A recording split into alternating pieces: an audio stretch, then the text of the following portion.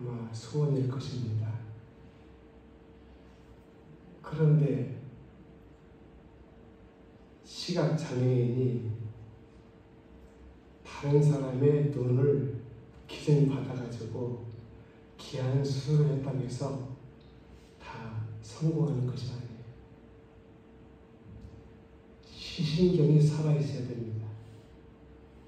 시신경이 죽어 있으면은 다른 사람의 눈을 갖다가 기증받아가지고 귀한 수술을 해도 볼 수 없어요. 그러니까 앞을 보지 못하는 사람의 가장 큰 소망은 보는 거예요. 나에게 기적이 일어나가지고 세상을 봤으면 좋겠다. 우리가 숨을 쉬는 것도 기적입니다. 어떻게 생각하면 보는 것도 기적이고, 왜? 숨을 쉬지 못해가지고 인공호흡으로 생을 연장하는 사람들도 병원에 많이 있습니다. 입으로 말을 하고 음식을 먹는 것도 어떻게 보면 기적이에요. 말하지 못하는 사람 입장에서 보면 많은 사람들은 참 얼마나 행복하겠습니까? 오늘 우리의 삶의 주위에 알게 모르게 기적적인 것으로 우리가 삶을 살아가고 있습니다.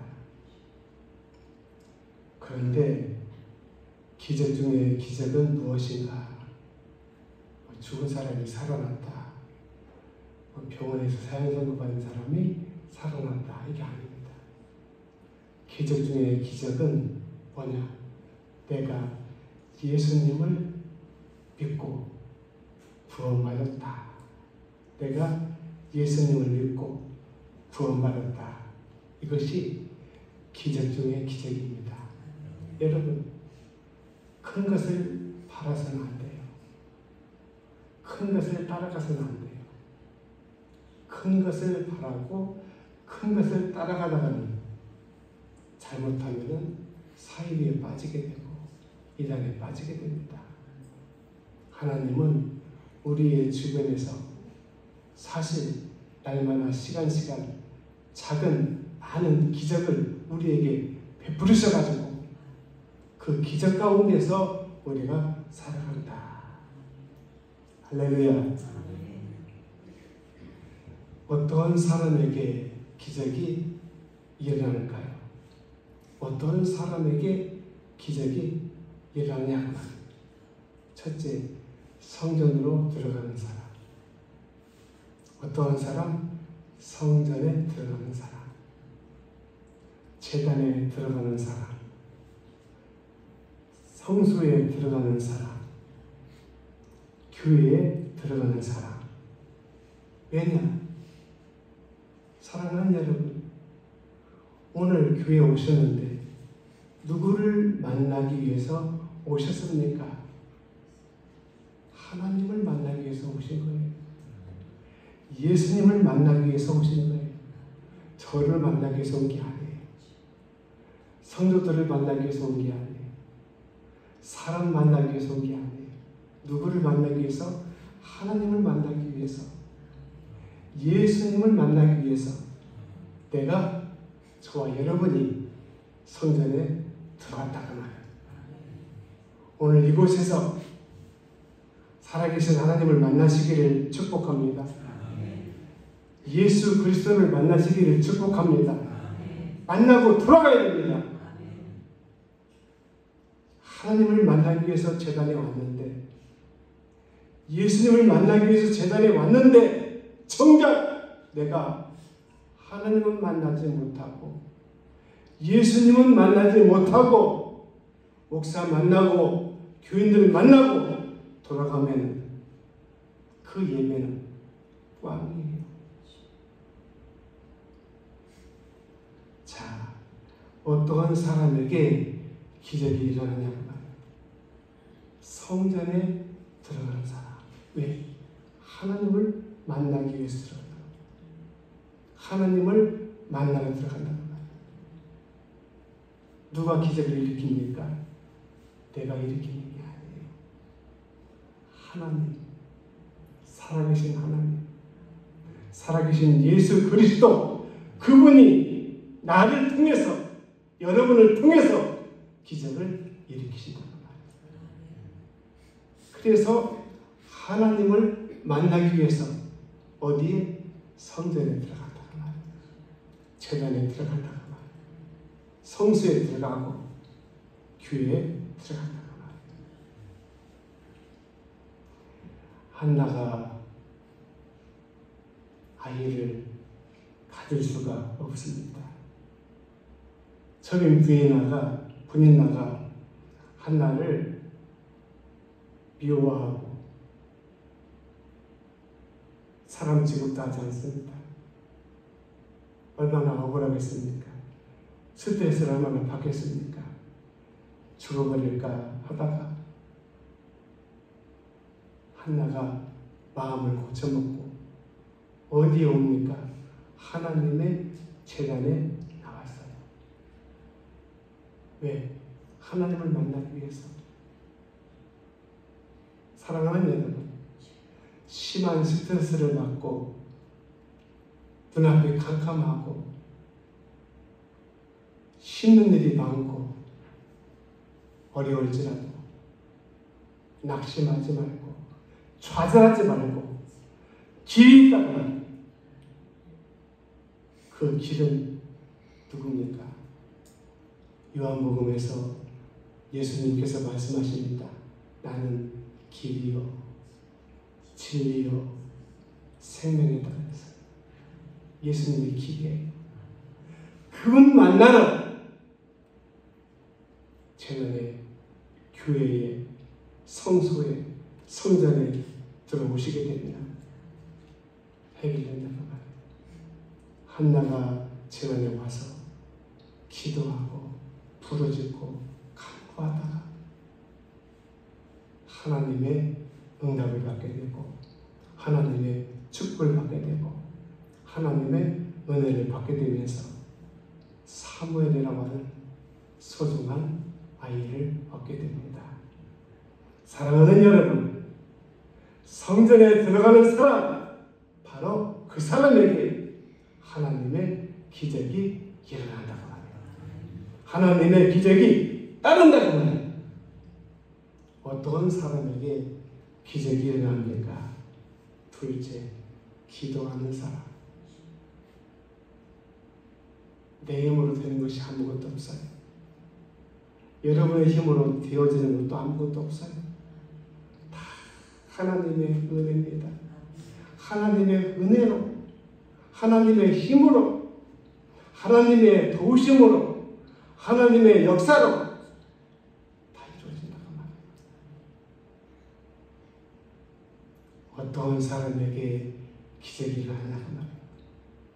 기도하는 사람입니다. 기도하는 사람. 자, 다니엘은 대선지자입니다.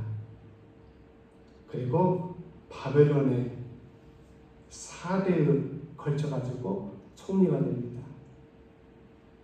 그런데 다니엘을 시기하고 질투하는 무리들에 의해서 다니엘이 사자굴 속에 던져지게 됩니다. 왜냐? 법을 만들어가지고 왕에게 승인을 받게 됩니다. 왕이여, 앞으로 30일 동안 왕 이외에 다른 신들에게 기도해도 안 되고 경배해도 안 되고 그 법이 공포가 됐습니다. 만일 이 법을 어기게 되면 그 사람을 사자굴 쪽에다가 집어 던져버립니다. 이게 법이에요. 누구를 겨냥했어요? 다니엘을 겨냥했어요. 다니엘은 하루에 3차례씩 하나님 앞에 기도했어요. 이것이다. 다니엘을 역자. 자, 다니엘은 바벨론의 왕 다음가는 권세를 가지고 있어요. 부귀를 가지고 있어요.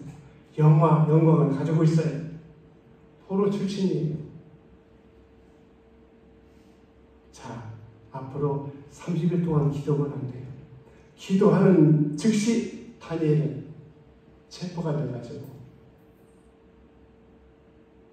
어디에? 사단의 쪽에다가 던져지게 돼요. 기도 안 해야 돼요. 기도하면 죽어요. 끝나요. 망해요. 근데 다니엘서에 보니까 어떻게 했어요? 다니엘서 6장 10절에 기도하고 하나님께 감사했다 그랬어요. 다니엘은 참 이해를 못하겠어요. 기도하는 순간 붙잡혀가지고 사자굴 속에 던져지게 되고 사자에게 찢겨 물어 죽임을 당해요. 다 망해요. 그런데 알면서도 다니엘서 6장 10절에 보니까 다니엘이 기도하고 하나님 앞에 감사했더라 그랬어요. 다니엘이 죽었습니까? 하나님이 천사를 보내가지고 다니엘을 살렸어요. 사랑하는 여러분, 어떠한 사람에게 하나님의 기적이 일어나고 따르냐는 거예요. 두 번째, 기도하는 사람이다. 오늘 집을 나서 기도했나요?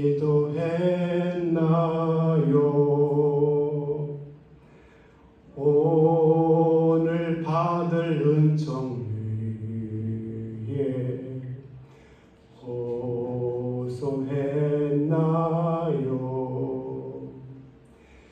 기도는 우리의 안식 빛으로 인도하니 앞이 캄캄할 때 기도 잊지 마세요. 할렐루야. 기도는 우리의 안식 빛으로 인도하니 앞이 캄캄할 때 기도 잊지 마세요. 어떤 사람에게 기적이 일어납니까? 어떤 사람에게 기적이 따를까요? 셋째, 믿음의 사람입니다. 믿음의 사람. 베드로와 요한이 성전에 기도하러 가다가 성전 문에서 나무에서부터 안전뱅이를 일으키는 놀라운 기적이 나타나게 됩니다. 자, 누구의 믿음입니까? 베드로와 요한의 믿음이에요. 두 가지가 있어요. 기적을 체험하고 기적의 현장을 보니까 두 가지더라고요. 주의 종을 통해서 기도할 때 하나님이 역사하셔가지고 기적을 일으키셔가지고 병을 고치고 문제가 해결되고 하는 것이 있고, 또 하나는 그 사람을 통해서, 기도하는 사람을 통해서 그 사람이 믿음이 불같이 일어나가지고 그 사람을 통해서 기적이 일어나게 되는 것을 많이 보았습니다. 그런데 오늘 본문의 말씀은 나면서 안전하게 된 사람은 믿음이 없어요. 베드로와 요한이 성전에 들어가니까 그냥 무의식적으로 좀 도와주십시오, 구걸했어요. 두 번 했어요. 그럼 이 사람 믿음이 없는 사람이에요. 그런데 베드로와 요한이 뭐라고 했어요? 내게, 우리에게 금과 은은 목걸이와 내게 있는 것으로 내게 주노니 곧 나사렛 예수 그리스도의 이름으로 걸어라 하고 그 사람의 손을 잡아 일으키니 어떻게 했어요? 걸었어요. 이게 믿음이에요. 제가 전라남도 다낭에 있는 개동교에서 전사로 심호할 때 말씀드렸죠. 어린 아기 때 약을 잘못 써가지고 후유증으로 부작용으로 안전대가 되었어요. 여자분이에요. 처녀예요. 평생 25년 이상을 안전병으로 살았어요. 근데 믿음이 있어요. 교회는 못 나오지만 집에서 성경을 보고 그 말에 감동을 받아가지고 그 동네에 사는 여선생 한 분하고 제가 가서 예배를 드리고 기도를 해줬어요. 아마 한 며칠 그렇게 했는데 저에게 불같은 믿음이 생기더라고요. 혹시 하나님께서 일으켜주지 않겠는가? 그래서 예배를 드리다가 부모도 앉아있어요. 밖에 나가서 지팡이를 가져오라고 했어요. 작대기를 가져오라고 했어요. 그리고 그 처녀에게 주면서 자, 나사렛 예수 이름으로 명하노니 이 지팡이를 짚고 일어서라. 이건 불가능합니다. 왜? 20몇 년 동안 안전병으로 앉아있다고 하면은 뼈가 완전히 부르대로 부러있는 사람이에요.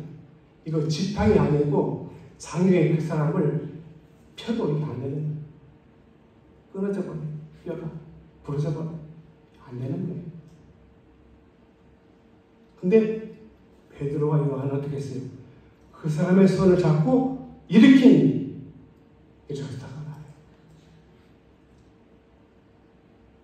지팡이를 쥐는 하나님께서 이 사람을 일으켜 세우시겠다. 믿음이 생겨서 지팡이를 쥐면서 예수 이름을 명하노니 일어나라 그랬어요. 저는 그렇게 명령할 때 의심이 들지 않았어요. 100% 믿었어요. 근데 이게 아니잖아요. 의학적으로는 할 수 없잖아요. 계속해서 예수 이름으로 땀이 비오락하면서 일어나라. 예수님의 이름으로 일어나라. 땀을 비오듯이 흘리면서 일어났어요. 이게 믿음이에요. 이게 믿음이에요.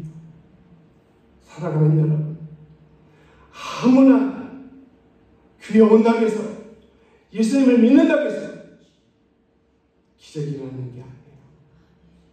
믿음의 사람, 어떤 사람에게, 믿음의 사람에게 하나님의 기적이 따르고 일어날 줄로 믿습니다.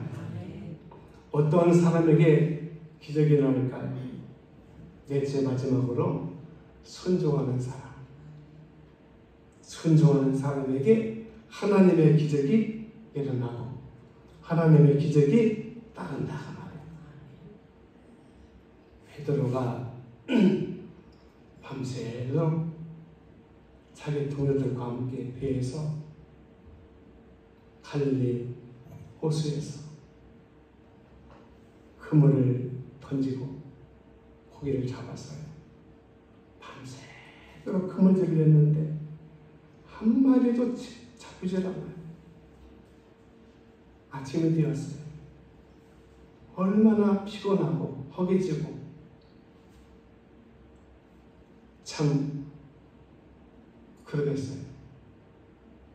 그러면 예수님께서 오시는 거예요. 그물을 손질하는 베드로 보고, 베드로야, 배를 육지에 조금 띄워가라. 그리고 예수님께서 베드로의 배에 오르시는 거예요. 그리고 그 배에서 밖에 있는 육지에 있는 사람들을 향해서 예수님께서 말씀을 전하시는 거예요. 예수님은 가까이서 곁에서 말씀 듣는 사람이 누구예요? 베드로예요. 믿음은 들음에서, 들음은 말씀에서. 말씀을 들음으로 뭐가 생겨요? 믿음이 생기는 거예요. 믿음이 거저 떨어지는 게 아니에요. 여러분이 하나님으로 나오셔서 말씀을 들으면서 뭐가 생겨요? 믿음이 쑥쑥쑥쑥 자라나게 되고 생긴다는 거예요. 교회는 믿음 공장이에요. 아무리 믿음이 좋아도 교회 안 나와버리게 되면 믿음이 죽어요. 믿음이 없어요. 아무리 믿음이 없어도 교회에 오시면 믿음이 생겨요. 믿음이 있어요. 할렐루야. 교회는 뭐예요? 믿음 공장이다. 믿음이 좀 방전되고 약해지면 교회 오셔가지고 찬송하고 기도하고 하나님 만나고 돌아가면 뭐가 생겨요? 믿음이 생기는 거예요. 자, 예수님 바로 옆에서 베드로가 귀를 쫑긋하고 주님 말씀을 듣다가 뭐가 생겼어요? 믿음이 생겼어요. 더 큰 믿음, 불같은 믿음이 생겼어요. 그 전까지만 해도 베드로가 예수님을 주라고 그리스도라고 고백하지 않았어요. 훌륭하신 분입니다. 기적을 많이 일으키시는 분이다. 그 정도로만 생각했어요. 그런데 예수님 옆에서 말씀을 듣다 보니까 이게 아니에요. 예수님께서 말씀을 다 바치고 베드로야 깊은 데로 가서 그물을 던져서 고기를 잡아라. 예수님, 제가 밤새도록 깊은 데도 다 다니면서 그물질을 하고 얕은 데도 하고 다 해봤는데 한 마리를 잡지를 못했습니다. 그러나 말씀에 순종해서 내가 깊은 데로 가서 그물을 내려 고기를 잡겠습니다. 하고 깊은 데로 가서 그물질을 쫙 던졌더니 엄청나게 많은 고기를 잡게 된 거예요. 자기 배에 더 이상 실을 수가 없어서 근처에 있는 다른 동료들의 배에 손질해가지고 그 배에 와서 거기다가 또 고기를 가득 싣게 되었어요. 사랑하는 여러분, 어떤 사람에게 기적이 따를까요? 기적이 일어날까요? 순종하는 사람. 사람 말에는 순종하지 않아도 살아계신 하나님의 말씀, 예수 그리스도의 말씀 순종하세요. 그러면 여러분에게 하나님의 기적이 일어나고 하나님의 기적이 따를 줄로 믿습니다. 하나님 아버지 감사합니다. 어려운 시대에 살고 있습니다. 작은 기적, 큰 기적 속에 우리는 하나님의 은혜로 날마다 살아왔습니다. 앞으로도 하나님의 작은 기적, 큰 기적 따르고 이루는 사람이 되어서 하나님의 기적 속에 살아갈 수 있는 우리 부모의 가족들, 식구들 다 될 수 있도록 주님께서 축복해 주시옵소서. 예수님의 이름으로 축복하며 기도드립니다.